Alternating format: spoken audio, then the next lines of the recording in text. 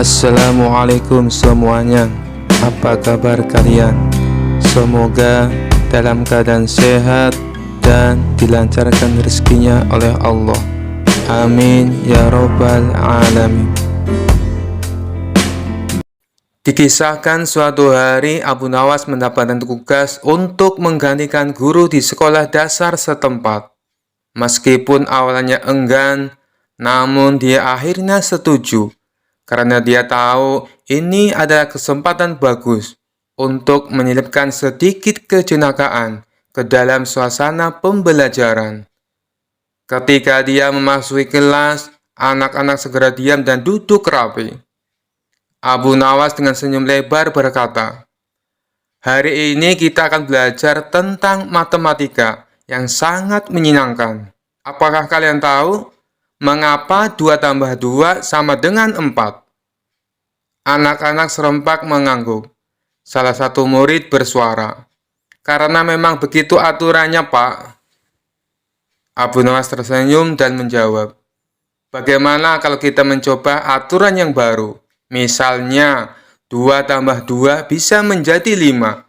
Dan jika kamu benar-benar beruntung, mungkin bisa menjadi 6. Anak-anak tertawa merasa senang dengan ide yang baru itu. Mereka mulai belajar matematika dengan cara yang lebih kreatif dan menyenangkan. Abu Nawas memperkenalkan trik-trik sederhana dan cerita lucu yang membuat pelajaran lebih menarik. Ketika belajar bahasa Indonesia dimulai, Abu Nawas pun berkata, "Sekarang mari kita bicara tentang tata bahasa. Apakah kalian tahu perbedaan antara kuda hitam dan hitam kuda?" Seorang anak mengangkat tangan dan berkata, "Kuda hitam adalah kuda yang berwarna hitam, Pak."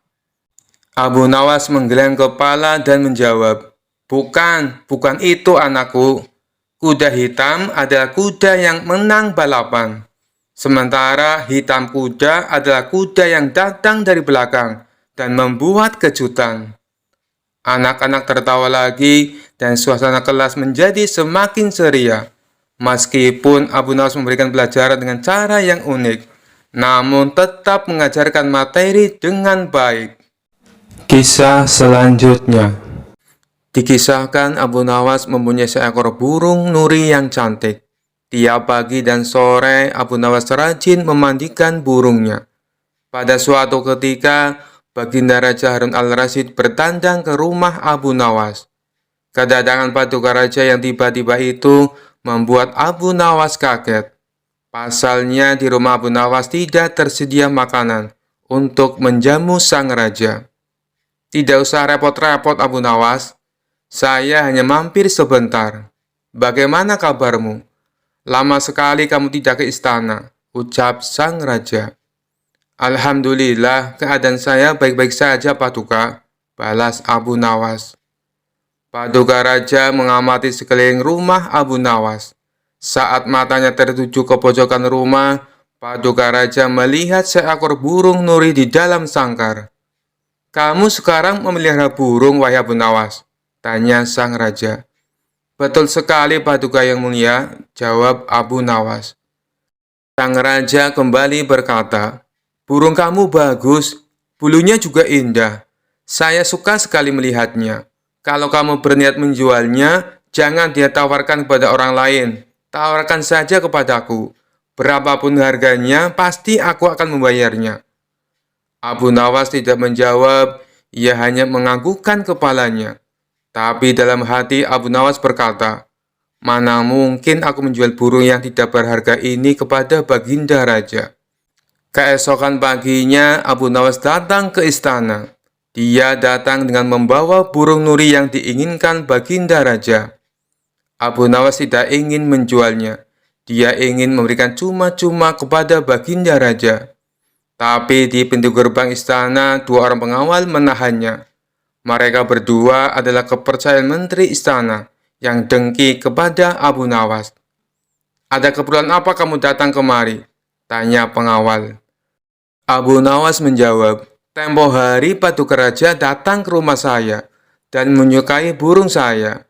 Oleh sebab itu, saya ingin memberikan burung ini kepada Paduka Raja." Salah seorang pengawal berkata, "Tinggalkan saja burung jelek itu di sini. Biar aku yang menyerahkan kepada Paduka Raja." Abu Nawas pun menurut. Dalam situasi seperti ini, ia tidak mungkin melawan. Tapi suatu saat mereka pasti akan mendapatkan balasannya. Kedua pengawal itu lalu menukar burung Abu Nawas dengan burung gereja. Setelah itu diserahkan kepada Paduka Raja. "Paduka yang mulia, ini ada titipan burung dari Abu Nawas," ucap pengawal. "Kurang ajar Abu Nawas," kata sang raja dengan nada penuh emosi. Sang raja merasa terhina dengan perbuatan Abu Nawas. Burung nuri yang diharapkannya, tapi burung gereja yang dikirimkan. Sang menteri yang dengki dengan Abu Nawas tersenyum puas melihat kinerja anak buahnya. "Kali ini engkau pasti akan kena hukuman, wahai Abu Nawas," ujarnya dalam hati. Tanpa menunggu waktu, saat itu juga baginda raja mendatangi Abu Nawas. "Hei Abu Nawas, kalau kau keberatan menjual burung nuri kepadaku, aku tidak apa-apa. Tapi jangan kau kirim burung gereja ke istana. Itu suatu penghinaan buatku," kejam baginda raja dengan mata memerah menahan amarah. Abu Nawas kaget mendengar perkataan Paduka Raja. Padahal yang ia kirimkan adalah burung nuri sesuai dengan keinginan baginda raja. Tapi Abu Nawas tidak mempunyai saksi untuk membuktikannya. Sedangkan kedua pengawal yang menghadangnya di istana adalah orang kepercayaan menteri yang dengki kepada dirinya. Tapi Abu Nawas tidak kehilangan akal. "Begini Paduka yang mulia," tutur Abu Nawas mencoba meredakan amarah baginda. "Di istana Paduka telah kemasukan 2 orang penyihir." Baginda raja bertanya heran. "Penyihir? Yang mana wahai Abu Nawas? Siapa mereka?" Abu Nawas pun menjawab, "2 orang penjaga pintu istana, itulah penyihirnya. Mereka telah menyihir burung nuri menjadi burung gereja. Kalau Paduka tidak percaya, tunggulah besok di istana. Paduka akan menyaksikan sendiri betapa hebatnya sihir mereka." "Saya masih punya burung satu lagi untuk Paduka," sang raja bertanya. "Burung apa itu?" "Burung pipit Paduka yang mulia," balas Abu Nawas. "Burung pipit? Kamu sendiri kan tahu, saya tidak suka dengan burung pipit," bentak sang raja. "Sabar dulu Paduka yang mulia. Besok pagi saya akan ke istana membawa burung pipit. Nanti bisa disihir menjadi burung nuri oleh kedua pengawal yang menjaga pintu istana." Pagi-pagi sekali Abu Nawas sudah tiba di istana. Dia membawa burung pipit. Di depan gerbang, lagi-lagi Abu Nawas dicegat oleh kedua pengawal. "Ada perlu apa lagi kau ke sini?" hardik si pengawal. "Sudah kubilang, Paduka Raja sedang tidak menerima tamu." Abu Nawas pun menjawab, "Maaf, kemarin aku keliru. Aku sebenarnya ingin memberikan burung pipit ini kepada Paduka, tapi aku keliru mengambilnya. Paduka pasti marah-marah mendapat kiriman burung nuri tersebut. Semua orang tahu Baginda Raja sangat benci dengan burung nuri. Baginda pernah tersesat di hutan gara-gara burung nuri sialan itu. Maafkan aku telah membuat Baginda Raja marah. Taruh saja di situ, biar nanti aku yang menyerahkan kepada Paduka," perintah pengawal istana. Terpengaruh bujukan Abu Nawas, kedua kaki tangan sang menteri itu pun menukar burung pipit dengan burung nuri. Setelah itu mereka menyerahkannya kepada Baginda Raja. Keduanya bersukaria karena sebentar lagi Abu Nawas pasti akan mendapatkan hukuman yang berat dari sang raja. "Paduka yang mulia, ini ada kiriman burung nuri dari Abu Nawas," ucap salah satu pengawal. Sang raja terperangah kaget. Ternyata benar apa yang dikatakan Abu Nawas. Kedua pengawal ini bisa menyihir alias menggelapkan barang yang bukan haknya. Ini burung nurinya. Lalu kemana burung pipitnya? Sindir Baginda Raja, yang langsung membuat wajah kedua pengawal itu pucat pasi. Belum sempat kedua pengawal itu menjawab, sang raja langsung menghukum kedua orang tersebut dan dipecat dari pengawal istana. Kisah selanjutnya. Cerita Abu Nawas kali ini berawal dari adanya pencuri di kota Baghdad. Si pencuri itu sebenarnya sering tertangkap oleh warga, namun tidak pernah jera dengan perbuatannya. Suatu hari ia mencuri di rumah salah seorang saudagar kaya raya. Ketika sedang menjarah barang-barang berharga, dia kepergok oleh si pemilik rumah. Saudagar kaya tersebut langsung berteriak minta tolong. Ada pencuri, ada pencuri, teriak saudagar kaya tersebut. Mendengar teriakan, para warga langsung berlari menuju rumah saudagar kaya itu. Mereka lalu mengepung si pencuri agar tidak bisa untuk melarikan diri. Tapi anehnya si pencuri tampak terlihat tenang. Dia sama sekali tidak ada niat untuk kabur. Justru ia menghampiri warga yang mengepungnya. Tentu saja warga langsung membekuknya. Bahkan ada beberapa orang yang hendak memukulinya. Dan ada juga yang ingin melemparinya dengan batu. Di saat itulah datang menteri istana untuk mengamankan si pencuri. Kalian tidak boleh main hakim sendiri. Jangan sampai ada yang memukuli si pencuri. Apalagi melempari dia dengan batu, teriak Tuan Menteri kepada para warga. Tapi dia sudah sering kali mencuri, Tuan Menteri. Kami sangat geram dengan ulahnya.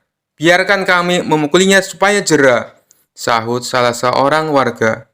Kita lempari batu saja ke kepalanya, biar tidak meresahkan warga, timpal warga yang lain. Melihat emosi warga yang mulai tak terbendung, Tuan Menteri lalu berkata, kalau ada yang berani menyakiti si pencuri ini, aku tidak segan-segan menghukum kalian. Kalian boleh memukul atau melempar batu ke pencuri ini, tapi ada syaratnya. Apa itu syaratnya? Kami sudah tidak sabar ingin menghukumnya. Para warga penasaran. Syaratnya adalah siapa yang tidak pernah memiliki kesalahan, boleh memukul atau melempari batu ke pencuri ini. Jelas Tuan Menteri menjelaskan dengan persyaratan tersebut. Para warga hanya terdiam, sebab mana mungkin ada manusia yang tidak pernah punya salah. Bahkan anak kecil pun pernah melakukan kesalahan. Akhirnya para warga membubarkan diri. Sementara si pencuri dibawa oleh Tuan Menteri dengan dalih akan diproses di pengadilan. Tapi kenyataannya, di tengah jalan si pencuri malah dibebaskan dan disuruh untuk pulang. Usut punya usut, ternyata si pencuri adalah sahabat karib Tuan Menteri. Beberapa hari kemudian, si pencuri kembali beraksi. Dan setiap kali tertangkap warga, Tuan Menteri selalu datang untuk menolong. Begitulah seterusnya, hingga suatu ketika si pencuri menyatroni rumah Abu Nawas. Kebetulan saat itu Abu Nawas baru saja mendapat hadiah emas dari Baginda Raja. Ketika si pencuri masuk ke rumah dan hendak mengambil emas tersebut, Abu Nawas keburu memergokinya. Hai pencuri kurang ajar, ucap Abu Nawas. Bukannya kabur, si pencuri malah dengan tenang berjalan keluar meninggalkan Abu Nawas. Hal ini membuat Abu Nawas bertambah emosi. Abu Nawas lantas langsung memukul dan membekuknya. Si pencuri pun berteriak kesakitan. Mendengar ada kegaduhan di rumah Abu Nawas, warga pun segera berdatangan. Ada apa Abu Nawas? Tanya salah satu warga. Orang ini hendak mencuri di rumahku, jawab Abu Nawas. Lagi-lagi dia, seakan tidak ada kapoknya, ucap salah satu warga. Tidak lama lagi pasti akan dibebaskan oleh Tuan Menteri, ujar warga yang lain. Kita hukum saja ramai-ramai sebelum Tuan Menteri datang, sahut warga yang lain. Tapi sayangnya niat tersebut tidak terlaksana, sebab Tuan Menteri dan para pengawal segera mendatangi rumah Abu Nawas. Tuan Menteri lalu mengamankan si pencuri dengan melepaskannya dari tangan warga. Si pencuri kini berdiri di samping Tuan Menteri. Sudah saya peringatkan berkali-kali, kalian tidak boleh main hakim sendiri. Kalau ada yang berani menyakitinya, aku tidak segan-segan menghukum kalian, ancam Tuan Menteri kepada para warga. Tapi bagi siapa saja yang tidak pernah memiliki kesalahan selama hidupnya, boleh memukul atau melempar batu si pencuri ini. Ayo silakan, bila kalian merasa sok suci, bentak Tuan Menteri. Mendengar itu, para warga pun terdiam seketika. Tapi tidak bagi Abu Nawas. Diam-diam ia mengambil 2 batu besar, lalu dilemparkan ke arah langit secara bersamaan. Saat 2 batu tersebut kembali turun ke bawah, masing-masing mengenai kepala si pencuri dan Tuan Menteri. Sontak si pencuri langsung pingsan jatuh tersungkur, dan kepalanya keluar darah bercucuran. Begitu juga dengan Tuan Menteri. Meskipun tidak pingsan, dia mengalami sakit yang luar biasa, dan dari kepalanya keluar darah bercucuran yang cukup banyak. Kurang ajar, siapa yang berani berbuat lancang melempar batu? Teriak Tuan Menteri penuh emosi. Dikarenakan takut menjadi sasaran amukan Tuan Menteri, orang-orang di sana lalu menunjuk bahwa Abu Nawaslah sang pelakunya. Kurang ajar kau Abu Nawas, kau akan mendapat hukuman berat, bentak Tuan Menteri. Salahku di mana? Kenapa tiba-tiba aku dihukum? Tanya Abu Nawas pura-pura. Kamu telah berani melempari kepalaku dengan batu, jawab Tuan Menteri. Oh, itu. Bukankah tadi Tuan Menteri mengatakan sendiri, siapa saja yang tidak pernah bersalah selama hidupnya, boleh melempari si pencuri dengan batu, balas Abu Nawas. Jadi kau merasa kalau kamu tidak pernah berbuat salah? Jangan sok suci kamu Abu Nawas, hardik Tuan Menteri. Justru itu, karena aku orang yang pernah berbuat salah, makanya aku minta bantuan malaikat langit. Aku berikan dia 2 batu dengan cara melemparnya ke atas. Ketika malaikat langit mengembalikan batu itu ke bawah, ternyata yang kena bukan hanya pencuri, tapi Tuan Menteri juga ikut kena. Mungkin malaikat langit lebih tahu bila selama ini Tuan Menteri bersekongkol dengan si pencuri, kata Abu Nawas. Mendengar itu, Tuan Menteri tidak bisa berkata apa-apa, tapi memendam amarah kepada Abu Nawas. Tuan Menteri ingin menghukumnya saat itu juga, karena perkataan yang diucapkan Abu Nawas hanya dibuat-buat. Belum sempat Tuan Menteri perintahkan pengawal untuk menangkap, tiba-tiba Abu Nawas berkata lagi, kalau besok-besok dia sampai kedapatan mencuri lagi, dan Tuan Menteri menolong dengan alasan akan mengamankannya, maka batu ini bukan hanya akan aku berikan kepada malaikat langit, tapi akan aku berikan juga kepada Baginda Raja, ancam Abu Nawas. Mendengar perkataan tersebut, nyali Tuan Menteri mendadak ciut. Tuan Menteri yang tadinya bersikap garang mendadak berubah menjadi santun, sebab tahu betul betapa dekatnya Abu Nawas dengan Baginda Raja. Maafkan aku Tuan Abu Nawas, aku pastikan kali ini si pencuri akan mendapat hukuman, kata Tuan Menteri. Sejak saat itulah, akhirnya si pencuri menjadi jera dan tidak mengulangi perbuatannya, karena Tuan Menteri sudah tidak berani melindunginya. Kisah selanjutnya. Sudah cukup lama Abu Nawas tidak pernah dipanggil lagi oleh Baginda Raja ke istana. Sejenak Abu Nawas pun berpikir, bagaimana cara agar dirinya dipanggil ke istana oleh Baginda Raja. Hal ini bukan karena Abu Nawas kangen dengan Baginda Raja, tetapi karena pundi-pundi penghasilnya sudah mulai kosong.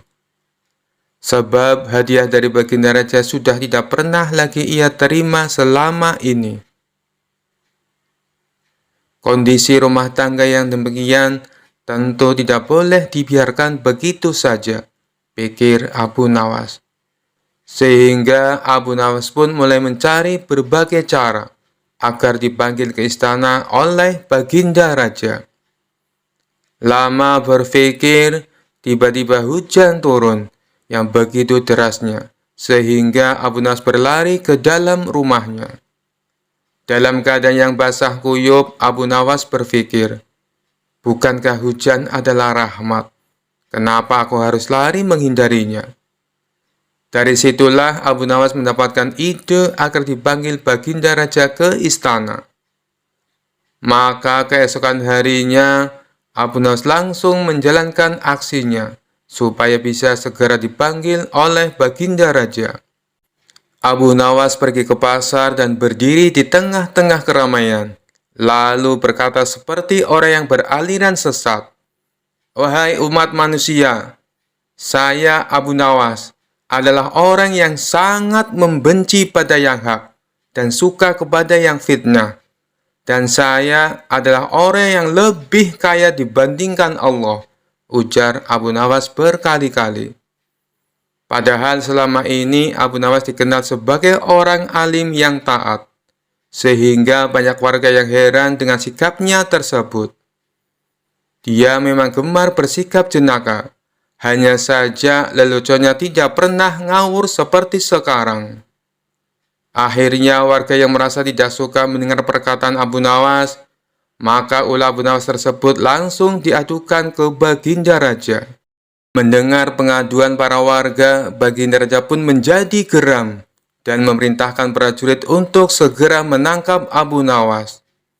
Setibanya Abu Nawas di istana, Baginda Raja langsung membentaknya dengan sangat keras dengan penuh amarah. "Kamu sudah murtad, Abu Nawas. Perkataanmu bukan lagi lelucon, dan ini tidak bisa lagi dibiarkan. Kamu harus masuk penjara," kata Baginda Raja kepada Abu Nawas.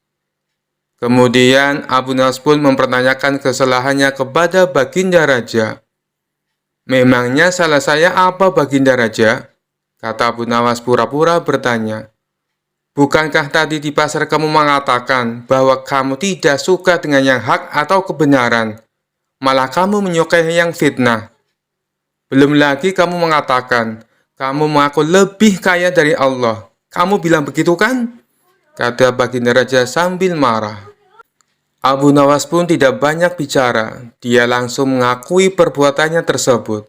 Kemudian Baginda Raja bertanya kembali, "Mengapa engkau berkata begitu? Sudah kafirkah engkau?" tanya Baginda Raja lagi. Tapi dengan entengnya Abu Nawas menjawab pertanyaan dari Baginda Raja. Saya kira Baginda Raja juga seperti saya. Baginda pasti membenci perkara yang hak," kata Abu Nawas. Kemudian sang raja pun menjadi tambah marah dan mengatakan Abu Nawas sangat kurang ajar. Selanjutnya, Abu Nawas menjelaskan maksud dari perkataannya tersebut. "Jangan marah dulu, wahai Paduka yang mulia. Dengarkan dulu keterangan saya," kata Abu Nawas. "Keterangan apa lagi yang ingin kau jelaskan? Sebagai seorang muslim, aku membela dan bukan membenci perkara yang hak. Kamu harus tahu itu," ujar Baginda Raja. Kemudian Abu Nawas mulai berkata sambil menjelaskan maksudnya kepada Baginda Raja. "Begini Paduka yang mulia, setiap ada orang yang membacakan talqin, saya selalu mendengar bahwa mati itu hak dan neraka itu hak. Nah, siapakah orangnya yang tidak membenci mati dan neraka yang hak itu? Tidakkah Baginda juga membencinya seperti aku?" kata Abu Nawas. Akhirnya Baginda Raja pun langsung terdiam ketika mendengar penjelasan itu dari Abu Nawas sembari berkata seperti ini. "Tapi bagaimana dengan pernyataanmu yang menyukai fitnah?" tanya Baginda lagi ingin tahu. Kemudian Abu Nawas kembali menjawab dengan jawaban yang membuat Baginda Raja terkejut. "Bukan hanya saya saja, Baginda, tapi Baginda pasti juga menyukai fitnah," kata Abu Nawas. "Baginda barangkali lupa bahwa di dalam Al-Quran disebutkan, harta benda dan anak-anak kita adalah fitnah. Padahal Baginda juga menyenangi harta dan anak-anak, seperti halnya saya. Benar begitu Paduka yang mulia?" lanjut Abu Nawas. Baginda Raja pun hanya membenarkan perkataan Abu Nawas dan mengangguk-anggukkan kepalanya lagi. Kemudian Baginda Raja bertanya kembali kepada Abu Nawas, "Lalu bagaimana dengan pernyataanmu yang mengaku lebih kaya daripada Allah? Apakah kamu sudah sinting? Kamu tahu kan kalau Allah itu maha kaya dan maha segala-galanya," kata Baginda Raja kepada Abu Nawas. Kemudian Abu Nawas pun kembali menjawab pertanyaan yang dilontarkan Baginda Raja. Anak adalah kekayaan. Baginda pasti tahu itu. Sedangkan Allah tidak mempunyai anak. Saya mempunyai anak. Berarti saya lebih kaya daripada Allah. Karena Allah tidak beranak dan tidak diperanakan. Kata Abu Nawas menjelaskan kepada Baginda Raja. Baginda lagi-lagi hanya bisa terdiam. Sebab semua yang dikatakan oleh Abu Nawas memang benar adanya. Kamu memang benar, Abu Nawas. Tapi apa maksudmu berkata seperti itu di tengah pasar hingga membuat keonaran? Tanya Baginda Raja kepada Abu Nawas. Kemudian Abu Nawas pun menjawab tujuan dari perbuatannya tersebut di pasar. Tujuan saya adalah supaya ditangkap dan dihadapkan kepada yang mulia. Karena hanya inilah satu-satunya cara agar hamba bisa bertemu yang mulia. Ujar Abu Nawas. Kemudian Baginda pun bertanya kepada Abu Nawas tentang tujuannya yang ingin menemui dirinya. Dan Abu Nawas pun menjawab dengan santainya. Agar mendapat hadiah, kata Abu Nawas cengengesan. Suasana yang tadinya tegang kemudian menjadi penuh gelak tawa. Dan Baginda Raja pun berkata seperti ini. Abu Nawas, ada-ada saja kamu, kata Baginda Raja. Baginda Raja pun akhirnya sadar bahwa selama ini ia jarang mengundang Abu Nawas ke istana. Kemudian Baginda Raja pun memberikan Abu Nawas beberapa keping emas sambil berkata seperti ini. Kalau kamu butuh apa-apa, langsung saja datang ke sini. Bilang padaku apa yang kamu butuhkan. Tidak perlu pakai cara-cara seperti ini lagi, kata Baginda Raja. Kemudian Abu Nawas meminta maaf kepada Baginda Raja, lalu pulang ke rumahnya sambil membawa hadiah dari Baginda Raja. Kisah selanjutnya. Suatu hari Abu Nawas akan melakukan perjalanan yang kebetulan harus melewati perbukitan kecil. Daerah tersebut merupakan tempat tinggal jin raksasa jahat. Salah seorang warga setempat melarang niat Abu Nawas ini. Tuan, lebih baik urungkan niat Anda. Carilah jalan yang lain saja, ujar warga tersebut. Memangnya kenapa? Tanya Abu Nawas penasaran. Perbukitan itu sangat angker. Ada jin raksasa yang jahat. Dia tidak segan-segan membunuh siapa saja yang berani ke sana, jawab warga tersebut. Setelah mendengar penuturan warga itu, Abu Nawas sejenak termenung. Tapi ini adalah jalan satu-satunya. Tidak ada jalan yang lain lagi, pikirnya. Setelah berpikir matang-matang dengan segenap keberanian, akhirnya Abu Nawas nekat melewati perbukitan kecil tersebut. Benar saja, baru beberapa langkah menginjakkan kaki di sana, tiba-tiba muncul sosok makhluk raksasa yang tidak lain adalah jin jahat. Hai manusia, lancang sekali kau kemari. Kamu mau cari mati? Bentak jin raksasa jahat. Tidak, aku hanya numpang lewat, karena ini adalah jalan satu-satunya, jawab Abu Nawas. Kamu tahu, ini adalah daerah kekuasaanku. Siapapun dilarang lewat sini, kata jin raksasa jahat memberitahu. Bukannya ini adalah bumi Allah, kamu tidak ada hak melarangku, balas Abu Nawas. Oh, jadi kamu menantangku, akan aku hancurkan tubuhmu, ancam jin raksasa jahat. Baik, silakan mencobanya, tetapi aku bisa mengalahkanmu, sebab aku sangat perkasa lebih dari yang kau bayangkan, sahut Abu Nawas tidak mau kalah. Omong kosong, kau pasti seorang sufi, makanya berani menantangku. Orang-orang sufi itu hanya terpikat pada masalah rohani. Kau tidak akan bisa mengalahkanku, sebab aku memiliki kekuatan. Wujudku 30 kali lipat lebih besar darimu, ucap jin raksasa jahat. Wujudmu memang lebih besar dariku, tapi itu tidak menjamin kau lebih perkasa.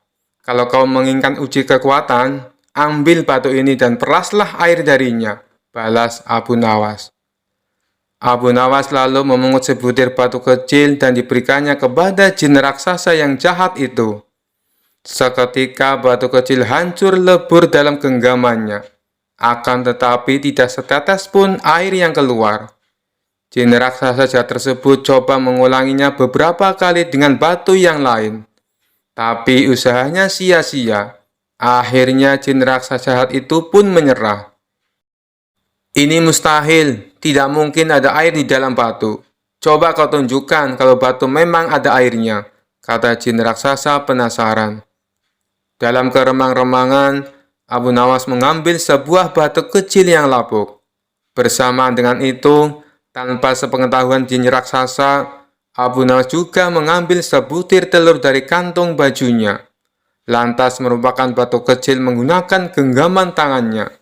Seketika cairan telur langsung menetes keluar. Melihat hal itu, jin raksasa jahat sangat terkesan dengan kesaktian Abu Nawas. Kamu luar biasa. Menginaplah di tempat tinggalku malam ini. Akan kujamu kau dengan bermacam hidangan, ajak jin raksasa. Abu Nawas pun mengikutinya masuk ke sebuah gua yang sangat besar. Sesampainya di dalam sana, ia melihat banyak sekali harta dan perhiasan. Dari mana semua harta ini? Tanya Abu Nawas. Jin raksasa jahat memberitahu semua harta dan perhiasan tersebut adalah milik para kabilah yang tersesat dan sudah dibunuh. Setelah dijamu makan malam, jin raksasa mempersilahkan Abu Nawas untuk beristirahat. Berbaringlah di sebelahku dan tidurlah, kata jin raksasa jahat. Jin raksasa kemudian membaringkan diri dan segera tidur. Sementara Abu Nawas yang secara naluri mengetahui adanya bahaya pengkhianatan, segera bangkit dan menyembunyikan diri di tempat yang agak jauh dari jin raksasa itu. Abu Nawas mengatur tempat pembaringannya agar seolah-olah tidur di samping jin raksasa. Tidak lama setelah itu, jin raksasa itu bangun. Dia mengambil sebuah batang pohon, lalu menghajar Abu Nawas dengan sekuat tenaga, yang dikiranya masih tidur di sebelahnya. Jin raksasa jahat memukul bertubi-tubi sebanyak 7 kali, kemudian kembali berbaring dan tertidur. Setelah jin raksasa benar-benar tidur, barulah Abu Nawas membaringkan tubuhnya tepat di sebelah jin raksasa. Saat hari sudah menjelang pagi, keduanya pun terbangun. Betapa kagetnya jin raksasa melihat Abu Nawas masih hidup, bahkan tidak ada luka sedikit pun. Guamu nyaman sekali untuk istirahat, tapi sayang, tadi malam aku agak terganggu, sebab aku sempat merasa ada nyamuk menggigitku sampai 7 kali, ucap Abu Nawas. Tentu saja hal itu sangat mengejutkan jin raksasa, hingga tidak berani lagi menyerang Abu Nawas. Bagaimanapun, kalau seorang telah dipukul sebanyak 7 kali dengan batang pohon oleh jin raksasa, pasti akan mati. Apalagi memukulnya menggunakan tenaga sekuat-kuatnya. Akhirnya, jin raksasa jahat tersebut memerintahkan Abu Nawas untuk melanjutkan perjalanannya. Berkat kecerdikannya, Abu Nawas pun selamat dari pembunuhan. Kisah selanjutnya. Dikisahkan Abu Nawas kerap kali mendapat hadiah berupa pundi-pundi uang yang banyak dari Baginda Raja, karena selalu berhasil memecahkan kasus-kasus yang rumit. Rupanya hal ini mengundang rasa iri dengki oleh sebagian hakim istana yang berjumlah 5 orang. Mereka beralasan bahwa menangani kasus sudah jadi pekerjaan para hakim, bukan tugasnya Abu Nawas. Kelima hakim tersebut lalu berkumpul untuk membahas masalah ini. Enak saja Abu Nawas, dia mendapat hadiah yang seharusnya jadi milik kita, kata salah satu dari mereka. Benar, ini tak boleh dibiarkan. Ayo, kita ajukan protes kepada Baginda Raja, sahut yang lainnya. Maka kelima hakim ini menghadap Baginda Raja dan menyatakan keberatannya. Mendengar keluhan mereka, Baginda Raja menanggapinya dengan bijak. Kalian kan sudah mendapat gaji tiap bulannya, sedangkan Abu Nawas tidak mendapatkan. Jadi, wajar kalau aku memberinya hadiah. Itu sebagai rasa terima kasih karena telah membantu menyelesaikan masalah, tutur Baginda Raja. Tapi itu kan seharusnya sudah menjadi tugas kami. Kenapa Paduka berikan kepada Abu Nawas? Protes salah satu hakim. Saya tahu kalian orang pintar dan berpendidikan. Tapi kasus yang aku percayakan pada Abu Nawas butuh kecerdasan dan kebijaksanaan, terang Baginda Raja. Soal kebijaksanaan, kami juga bisa, Paduka yang mulia, ujar mereka. Karena mereka bersikukuh dengan pendiriannya, akhirnya Baginda Raja membuat sebuah tantangan. Baiklah, akan saya uji kalian dengan kasus yang sederhana. Jika kalian bisa memecahkannya, saya tidak akan lagi meminta bantuan Abu Nawas, kata Baginda Raja. Kemudian Baginda Raja perintahkan pelayan untuk membawakan papan tulis. Lalu di papan tulis tersebut Baginda Raja menggambar garis dengan panjang 100 cm. Sekarang, masing-masing dari kalian maju dan perpendek garis ini, perintah Baginda Raja. Hakim pertama maju ke depan. Ia menghapus 20 cm dari garis itu, dan kini menjadi 80 cm. Selanjutnya, Baginda Raja mempersilakan hakim kedua untuk melakukan hal yang sama. Ia pun menghapus garis sepanjang 20 cm, dan garis tersebut kini menjadi 60 cm. Hakim ketiga dan hakim keempat pun maju ke depan. Mereka berdua melakukan hal yang sama, hingga garis itu tinggal 20 cm. Tibalah giliran hakim yang kelima. Ia terlihat kebingungan, tak tahu harus bagaimana. Kemudian Baginda Raja bertanya, apakah engkau akan melakukan hal yang sama seperti kawanmu? Kalau demikian, garisnya akan hilang. Padahal yang aku minta perpendek garisnya, bukan menghilangkan garisnya. Tapi kalau hanya menghapus 10 cm, berarti kau telah berbuat tidak adil. Karena keempat kawanmu menghapus 20 cm. Lalu, bagaimana caramu memecahkan masalah ini? Kalau engkau kebingungan, silakan kamu tanya pada keempat kawanmu, ujar Baginda Raja. Kelima hakim tersebut mulai berpikir keras untuk mencari solusinya. Setelah sekian lama berpikir, mereka tak kunjung mendapatkan jawaban. Ampun Paduka yang mulia, kami tidak tahu cara memecahkan masalah ini, kata mereka. Baiklah, kalau kalian sudah menyerah, maka aku akan panggil Abu Nawas kemari. Singkat cerita, datanglah Abu Nawas. Ia lalu diperintah Baginda Raja untuk menyelesaikan masalah yang diberikan kepada 5 hakim tersebut. Tanpa pikir panjang, Abu Nawas langsung melaksanakan perintah Baginda Raja. Ia tidak menghapus garis yang tersisa 20 cm. Akan tetapi, ia menggambar garis yang baru, yang panjangnya 120 cm. Garis tersebut lebih panjang daripada garis yang pertama yang dibuat oleh Baginda Raja.